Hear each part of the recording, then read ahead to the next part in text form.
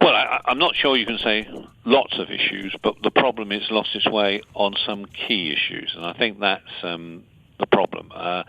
Most people, I think, in the Conservative Party think the government's doing a good job on the economy and on many other things, but they feel that the redefinition of marriage is an issue that shouldn't be being brought up at this time, and they're crying out for a strong Eurosceptical line of Europe. And it may well be that we're going to get that in just a few weeks' time, but at the moment there is this appearance of differing, which is perhaps unfair, but it is certainly, I think the polls truly reflect what's happening, and 6 points down from the Tory poll level, 6 points up from UKIP, it's quite clear where Conservative voters are going to.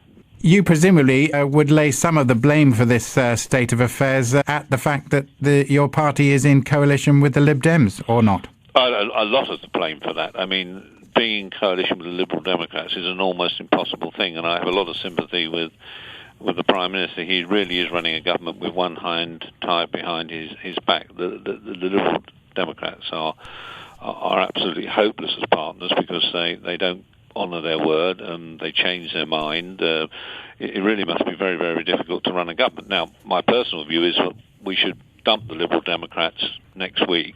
I mean, that would be a great Christmas present to the British people if David Cameron dumped the Liberal Democrats and we then governed as a minority. But that would be going back on his promise to keep the coalition in place for the term of this Parliament, wouldn't it? I suppose when he made that promise, he thought that the Liberal Democrats were going to keep to their word and abide by collective responsibility. Well, that's gone completely out of the window, especially when the Deputy Prime Minister makes a statement at the dispatch box immediately after the Prime Minister criticising what the Prime Minister said. I mean, it's we can't run the government with collective responsibility like that. But Mr Cameron would be vilified, wouldn't he, if he he said publicly to the nation, I guarantee this coalition will not split in the way that others have over the years. We will keep this together for the term of Parliament. He can't go back on his word, surely. Well, if he actually ended the coalition tomorrow and gave the British people the best Christmas present ever, then he would be cheered in the high street of Wellingborough and across the nation, I'm sure. I mean, you cannot work in coalition with partners that are completely untrustworthy and always going back on the word.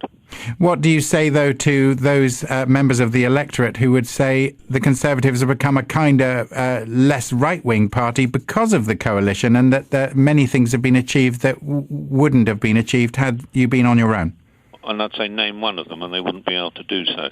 What the Conservative Party has always been very good at and has always been on the common ground, on the ground where most British people are. That's not necessarily the left or right, it's where the British people are. For instance, on the European Union, the common ground is clearly for an EU referendum, and because we're not on that common ground at the moment of the EU referendum, we're suffering in the polls. By expressing that view, do you feel in any sense that you're being disloyal to your leader? No, absolutely. I'm supporting my leader in what undoubtedly he would want to do if he wasn't for the Liberal Democrat partners. I mean, it is. I mean, I describe it, running a government with one hand tied behind the back. It's probably even worse than this. It's probably like having both feet tied together and two hands tied behind your back. It really is difficult because you can't do what you want, and then you keep your end of the bargain by collective responsibility and sticking to the line of the coalition government, and yet the Liberal Democrat ministers can go off and say what they like. I mean, it's just a hopeless situation. Is that endangering his reputation as leader of the Conservative Party amongst its supporters? I think you only have to look at the opinion polls and you can only draw that conclusion, I'm afraid. Is it time for a new leader next time around? No, it's not. Well, is it time for a new leader? If you mean it's time for a new leader of the Liberal Democrat Party, I think you're absolutely right, and I think that's what is actually being said in the media at the moment.